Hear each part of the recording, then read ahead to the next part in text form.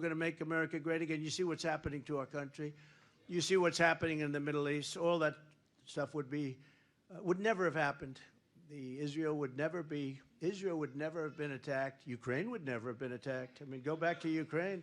Ukraine, it was attacked because of the incompetence of Afghanistan, the way they moved. I mean, Putin's looking back and he sees this guy that can't even put two sentences together. They leave Afghanistan, they take the soldiers out first. No, but you don't take the soldiers out first. You take the soldiers out last. The soldiers don't mind.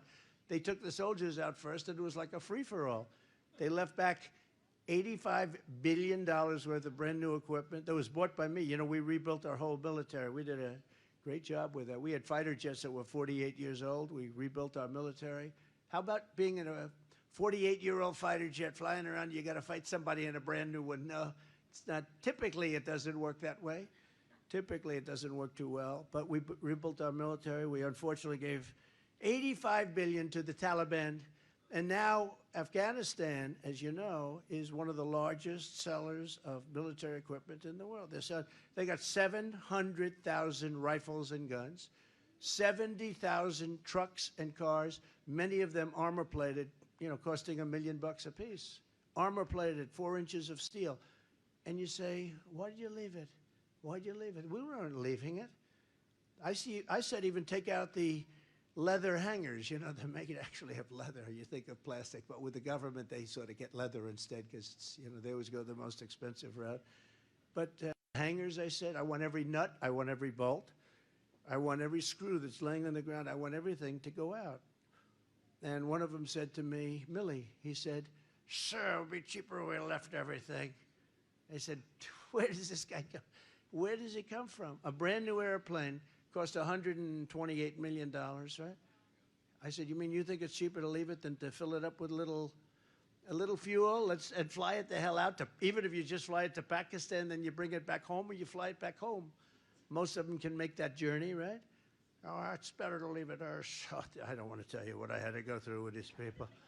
Some of the dumbest people I've ever met in my life. But we have... But you know what? But our military is great. We had some of the most incredible. Don't forget, we defeated ISIS in 4 weeks, less. I was told it takes 4 years, sir, maybe 3, 4 years. What, 4 years?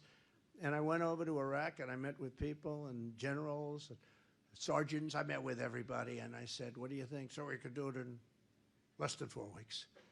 And I said, they tell me 4 years. We can do it in less than 4 years. He's the one general, he was fantastic. He said to me, sir, I'm just telling you, 4 weeks and we have time left over. And I said, well, I'm not getting the same stuff. Why is it that didn't work? Well, what they do is, I call them the television generals. They'd come over and they'd tell these guys what to do, and they'd do it. I said, but don't you say that you're not supposed to do that? I mean, we can do it much better. Sir, that's not our position. When the high rankers, they call them high rankers, come over from Washington, we do what they tell us to do. I said, so why is it so bad? Well, they want to use the one base that's very far away, and they didn't want to be, you know, politically incorrect, so they didn't want to use other bases that they had all over the place. And he said, sir, we can use those bases, and we'll hit them from the left, we'll hit them from the right, we'll hit them from the bottom, we'll hit them from the top. They won't know what the hell happened, sir. And that's what happened, and I got it knocked off. You know the longer version of the story, which is a cool story, but I won't bore you with it. I can only tell you this, that our military is amazing. It's amazing. We have the great military. And it's not going woke. It's not going. We're not going to have our military be woke, fellas, okay? You don't want a woke. You don't want a woke. I don't think he wants a woke military. It's not going to go woke. They would like to have it woke, but we're not going to let that happen.